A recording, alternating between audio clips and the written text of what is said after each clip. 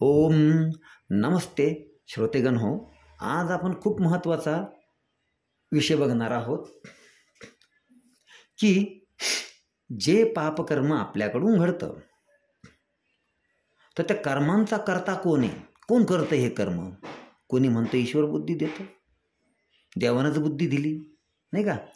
मग हे कर्म आहे पापकर्म, उत्तम कर्म, नीच कर्म हा जीव करतो की मन करतं की इंद्रिया करतात, की इंद्रियाद्वारे शरीर करतं नाही का, ईश्वर करतो हे आपण बघू बरं का. खूप महत्त्वाचा विषय आहे आणि याला खूप पॉइंटेड विषय हा. कुठल्याही इतर संप्रदायाचे व्यक्तीही जर असले तर त्यांच्या समोरही हा पॉईंट आपण आपल्यासाठी खूप महत्त्वाचा आहे. ठीक आहे.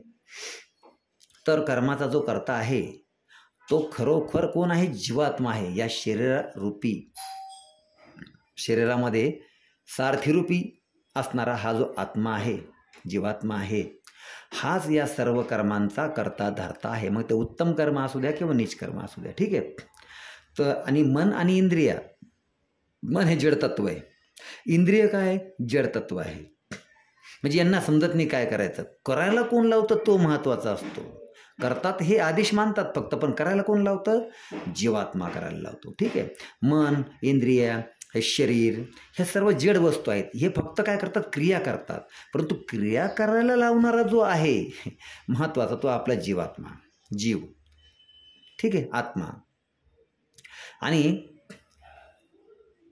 तो जे कर्म करायला लावतो हा जीवात्मा, या इंद्रियांना म्हणा, शरीराला म्हणा. तर हे जे इंद्रिय आहेत ना, हे इंद्रिय कर्म करण्याचे काय आहेत? साधन आहेत. कोणाचे? जीवात्म्याचे.